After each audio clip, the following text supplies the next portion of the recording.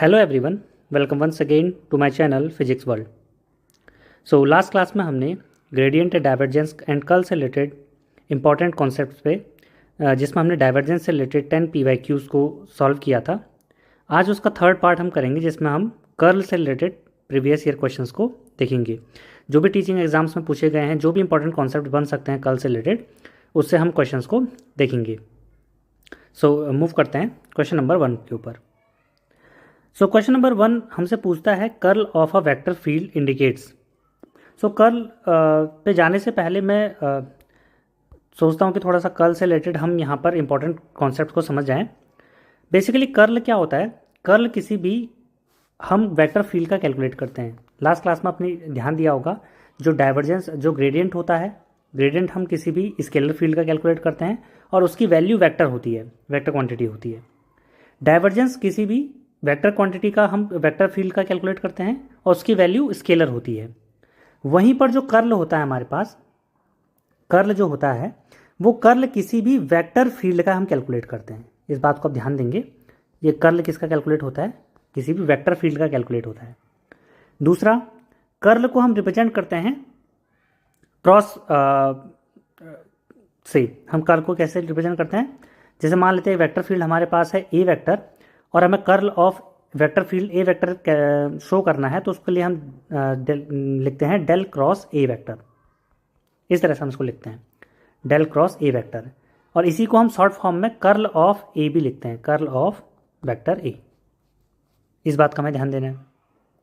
तो जब भी हम किसी भी वेक्टर फील्ड का कर्ल कैलकुलेट करते हैं तो जनरली हम उसका क्या करते हैं, उसका क्रॉस प्रोडक्ट कैलकुलेट कर रहे होते हैं।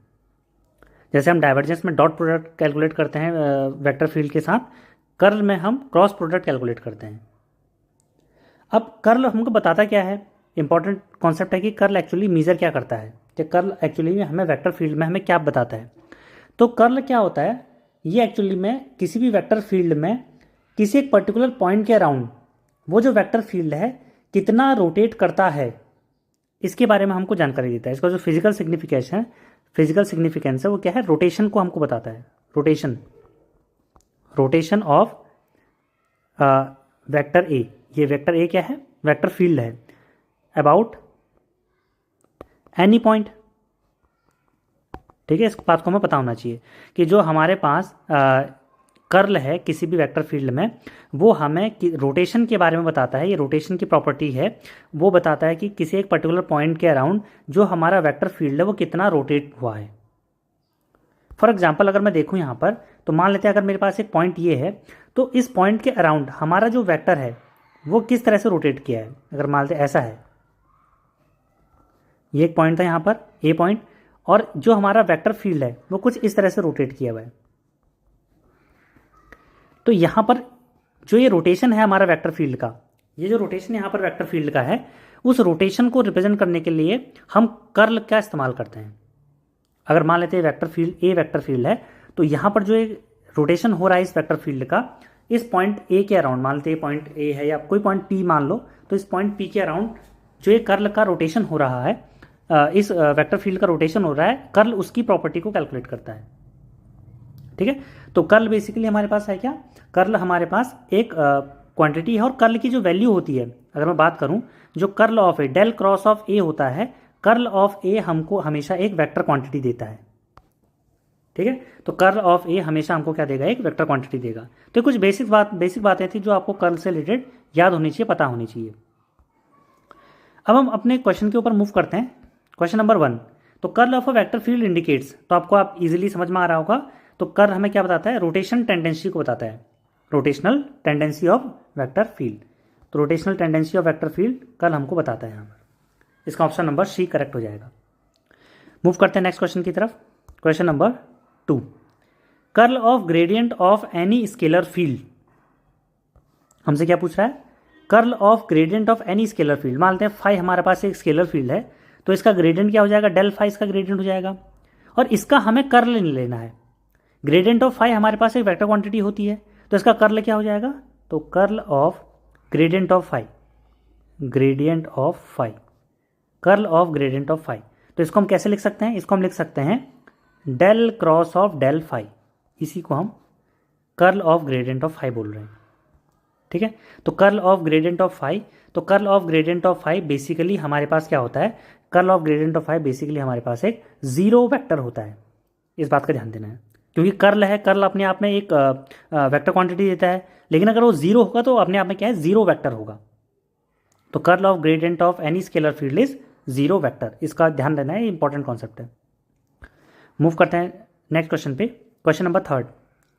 अ field is called irrotational if curl is zero, divergence is zero, gradient is zero, laplacian is zero. अब यहां पर ध्यान से समझना है कि लेट अस सपोज किसी किसी केस में हमारा जो कर्ल है, मान लीजिए एक वेक्टर फील्ड था, ए वेक्टर फील्ड, और उस वेक्टर फील्ड का कर्ल हमारे पास क्या आ गया, जीरो आ गया। वेक्टर फील्ड का हमने कर्ल कैलकुलेट किया, del cross of A calculate किया, तो वो हमें जीरो मिल गया। तो अगर जीरो मिल गया तो उस टाइम पर अगर कर्ल हमें जीरो मिल गया, इसका मतलब जो वेक्टर फील्ड है वो किसी भी पॉइंट के अराउंड रोटेट नहीं कर रहा। अगर रोटेट नहीं कर रहा तो उसको हम बोलते हैं इररोटेशनल। तो वेक्टर फील्ड कैसा हो जाएगा, इररोटेशनल हो जाएगा। तो अगर कोई वेक्टर फील्ड इररोटेशनल है, इसका मतलब उसका कर्ल जीरो है। इसके साथ साथ हमें और भी ध्यान रखना है, अगर कोई वेक्टर फील्ड का कर्ल जीरो है या वो इररोटेशनल है, तो उसके साथ उस फील्ड को हम बोलेंगे कंजर्वेटिव फील्ड। इस बात को ध्यान देना। अगर मैंने अभी यहाँ पे क्वेश्चन बनाया है तो अगले क्वेश्चन में आपको क्या मिल सकता है कि अगर कर्ल जीरो है तो कौन सी फील्ड होगी, कंजर्वेटिव, नॉन कंजर्वेटिव। तो आपको ध्यान देना है कंजर्वेटिव फील्ड होती है, इसको सही कर लेना। अगर हमारे पास कर्ल की वैल्यू डेल क्रॉस ऑफ ए की वैल्यू जीरो मिलती है तो वो तो क्या है, इररोटेशनल है। दूसरा जो ये वेक्टर फील्ड है उसको हम बोलेंगे कंजर्वेटिव वेक्टर फील्ड, इस बात का ध्यान देना है। और एग्जाम्पल के लिए कंजर्वेटिव वेक्टर फील्ड का एक आध एग्जाम्पल भी आप लिख सकते हैं, ग्रेविटेशनल फील्ड। जो ग्रेविटेशनल फील्ड होता है एक्चुअली में वो क्या है, एक वेक्टर फील्ड है और वो क्या है, कंजर्वेटिव फील्ड है। इलेक्ट्रिक फील्ड, इलेक्ट्रिक फील्ड भी अपने आप में कंजर्वेटिव फील्ड है।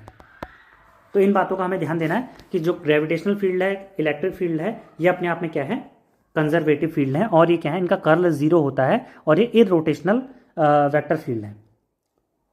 इतनी सारी बातें मैंने आपको क्वेश्चन नंबर 3 से बता दी हैं, तो इस सारी बातों को हम नोट कर सकते हैं। मूव करते हैं नेक्स्ट क्वेश्चन की तरफ, क्वेश्चन नंबर 4। क्वेश्चन नंबर 4 है curl of a constant vector is, ठीक है। अगर कोई वेक्टर कांस्टेंट है या यूनिफॉर्म है, यूनिफॉर्म होने का मतलब क्या है, कुछ जो वेक्टर फील्ड होगा कांस्टेंट वेक्टर है या यूनिफॉर्म वेक्टर है, इसका मतलब क्या है, वो एक इस तरह का फॉर्म कर रहा है। अगर कांस्टेंट वेक्टर है हमारे पास या कांस्टेंट वेक्टर फील्ड है, तो उस टाइम पे जो उसका कर्ल होता है वो ध्यान देना है, कर्ल जीरो होता है। ना ही वो कांस्टेंट होता है, ना ही इनफाइनाइट होता है। कर्ल किसी कांस्टेंट वेक्टर का या यूनिफॉर्म वेक्टर का जीरो होता है, इस बात का हमें खास ख्याल रखना है। Move on to question number 5। Curl has physical dimension. तो कर्ल की फिजिकल डायमेंशन क्या होती है, डायरेक्टली आपको याद रखना है, कर्ल की फिजिकल डायमेंशन होती है 1 लेंथ। तो अगर आप किसी क्वांटिटी का कर्ल कैलकुलेट करते हैं तो उसकी डायमेंशन क्या हो जाएगी, 1 लेंथ हो जाएगी। फॉर एग्जाम्पल आपने इलेक्ट्रिक फील्ड का कर्ल कैलकुलेट किया, del cross of E calculate किया, ठीक है। तो डेल क्रॉस ऑफ ई, तो इसकी डायमेंशन क्या हो जाएगी, तो इलेक्ट्रिक फील्ड की डायमेंशन होती है वोल्ट पर मीटर, ठीक है। और कर्ल की डायमेंशन होती है 1 लेंथ या 1 मीटर। तो overall curl of electric field क्या हो जाएगा, वोल्ट पर मीटर अपॉन मीटर, ठीक है। तो ये हो जाएगा वोल्ट पर मीटर स्क्वायर, सॉरी हाँ, वोल्ट पर मीटर स्क्वायर। तो ये आपको ध्यान देना है कि जो कर्ल होती है उसकी फिजिकल डायमेंशन 1 लेंथ की होती है, लेकिन जिस फील्ड के ऊपर हम कैलकुलेट करेंगे, जैसे चाहे वो वेलोसिटी फील्ड हो सकता है, चाहे वो ग्रेविटेशनल फील्ड हो सकता है, इलेक्ट्रिक फील्ड हो सकता है, तो उस टाइम पर उसके साथ में उसका जो डायमेंशन होगा वो भी हम देंगे और 1 लेंथ उसको कर देंगे। तो जो हमें डायमेंशन मिलेगा वो कर्ल की डायमेंशन हो जाएगी। तो आपको ध्यान देना है, कर्ल की डायमेंशन, फिजिकल डायमेंशन होती है 1 लेंथ। क्वेश्चन नंबर 6 में हमें क्वेश्चन दिया है, if A vector is -yi plus xj then curl of A is. तो ए हमारे पास क्या है, एक वेक्टर फील्ड है और उसको हमको गिवन है क्या है, -yi cap plus xj cap, ठीक है। और इसका हमें क्या कैलकुलेट करना है, इसका हमें कर्ल कैलकुलेट करना है। तो हम कर्ल कैसे कैलकुलेट करेंगे, तो कर्ल निकालने के लिए हम del cross of A calculate करेंगे। अगर हमारे पास जो ए वेक्टर है वो हमको इस तरह से दिया गया है, ax cap ay j cap plus az k cap, इस तरह से हमको ए वेक्टर गिवन है। तो हम इसका कर्ल कैसे कैलकुलेट करेंगे, हम इसका डिटर्मिनेंट बनाएंगे। डिटर्मिनेंट कैसे, आई जे के, डेल के लिए हम क्या लिखेंगे, del by del x, y के जे के लिए लिखेंगे हम डेल बाई डेल वाई, और के लिए कंपोनेंट क्या लिखोगा डेल बाई डेल जेड। और उसके बाद ए के कंपोनेंट क्या होंगे आई जे के ए एक्स ए वाई ए जेड। और इसका हम क्या कैलकुलेट कर लेंगे डिटर्मिनेंट कैलकुलेट कर लेंगे। तो हमको इसको सॉल्व करना है, जब हम इसका डिटर्मिनेंट कैलकुलेट कर लेंगे तो हमें ये वैल्यू मिल जाएगी। तो अब हमें आप इसको कैलकुलेट करते हैं। तो हमें कैलकुलेट करना है डेल क्रॉस ऑफ ए, ठीक है। तो डेल क्रॉस ऑफ ए मैं यहाँ पर डायरेक्ट लिखता हूँ डिटर्मिनेंट बना के, ऊपर हो गया i j k del by del x del by del y del by del z, ठीक है। अब उसके नीचे क्या जाएगा, आई के नीचे आई का कंपोनेंट माइनस वाई, जे के नीचे जे का कंपोनेंट एक्स, और के नहीं है तो उसको हम जीरो सपोज कर लेते हैं। अब हम यहाँ पर डिटर्मिनेंट सॉल्व करने की मेथड लगाते हैं। तो हमारे पास हो जाएगा आई, सबसे पहले आई का कंपोनेंट क्या हो जाएगा हमारा del by del y, zero minus del by del z x, minus j का कंपोनेंट क्या हो जाएगा, जे का कंपोनेंट हो जाएगा del by del x, zero minus del by del z, और माइनस वाई को इसको प्लस कर देंगे यहाँ पर, तो ये वाई प्लस के कंपोनेंट। तो के कंपोनेंट क्या हो जाएगा del by del x x minus minus minus plus del by del y y, ठीक है। अगर आप आई कंपोनेंट को देखते हैं तो पहला पार्ट जीरो, और जेड के रेस्पेक्ट में एक्स का differentiation zero, second part zero, और वैसे ही फोर्थ पार्ट भी इसका जीरो होगा, del by del z of y भी ये भी जीरो हो जाएगा। बचा हमारे पास के वाला पार्ट। अगर हम यहाँ पर के वाले पार्ट को देखें तो के वाले पार्ट में हमारे पास क्या बचता है, के वाले पार्ट में हमारे पास कुछ इस तरह से है के del by del x of x 1, और del by del y of y, del by del y of y is 1, तो 1 + 1 तो क्या आ जाएगा 2k। तो इसका आंसर हमारे पास क्या आ गया 2k, ऑप्शन नंबर 20 करेक्ट। तो इस तरह से आप कर्ल को कैलकुलेट कर सकते हैं। किसी अगर आपको कंपोनेंट फॉर्म में दिया गया है वेक्टर फील्ड, तो उस तरह से आप इसका डिटर्मिनेंट बना के इसको सॉल्व कर सकते हैं, तो ये आप इजीली कर पाएंगे यहाँ पर। तो 2k इसका आंसर होगा, ध्यान देना है। Move on to next question, question number 7। तो क्वेश्चन नंबर 7 हमारे पास क्या है, क्वेश्चन नंबर 7 हमारे पास है Stokes theorem relates the surface integral of curl to. अब कल हमने अगर लास्ट क्लास की अगर हम बात करें तो लास्ट क्लास में हमने डाइवर्जेंस देखा था, और हम देखा था कि डाइवर्जेंस में किस तरह से हम गॉस डाइवर्जेंस थ्योरम का इस्तेमाल करते थे। जब हम कर्ल की बात करते हैं तो यहाँ पर हम इस्तेमाल करते हैं स्टोक्स थ्योरम को, ठीक है। तो स्टोक्स थ्योरम हम किस तरह से इस्तेमाल करते हैं, तो आपको पता होना चाहिए।